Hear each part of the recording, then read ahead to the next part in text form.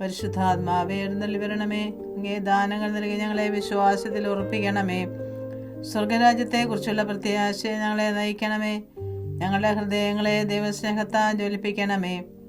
സഹോദര സ്നേഹത്തെ ഞങ്ങളെ വളർത്തണമേ.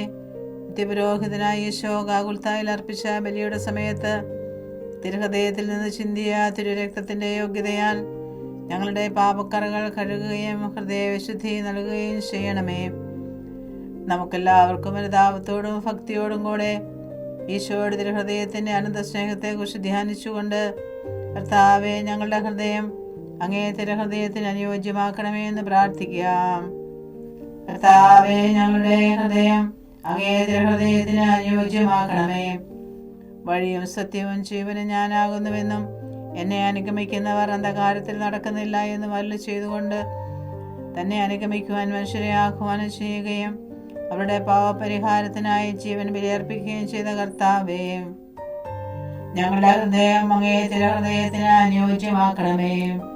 മനുഷ്യമക്കളോടുകൂടി ലോകാവസാനം വരെ ആയിരിക്കുവാൻ ആഗ്രഹിക്കുകയും തൻ്റെ ശരീര രക്തങ്ങൾ അവർക്ക് ഭക്ഷണപാനീയങ്ങളായി നൽകിക്കൊണ്ട് ദിവ്യസക്രാരിയിൽ നിരന്തരം വസിക്കുകയും ചെയ്യുന്ന കർത്താവേ, ഞങ്ങളുടെ ഹൃദയം അങ്ങേ തിരുഹൃദയത്തിന് അനുയോജ്യമാക്കണമേ.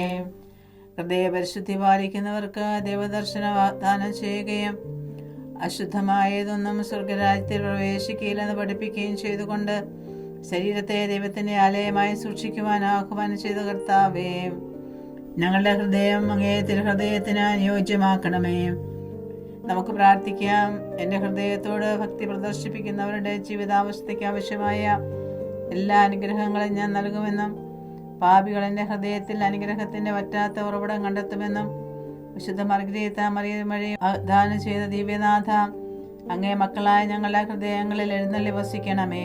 ഞങ്ങളുടെ വിചാരങ്ങളും വാക്കുകളും പ്രവർത്തികളും അങ്ങ് നിയന്ത്രിക്കണമേ. ഞങ്ങളുടെ സ്നേഹബന്ധങ്ങളെ അങ്ങ് പൗത്രീകരിക്കണമേ. പ്രസാദപരാവസ്ഥയിൽ മരിക്കുവാനും സ്വർഗത്തിൽ അങ്ങയെ നേരിൽ കണ്ട് നിത്യാനന്ദം അനുഭവിക്കുവാനുള്ള അനുഗ്രഹം ഞങ്ങൾക്ക് നൽകുകയും ചെയ്യണമേ. ആമേൻ.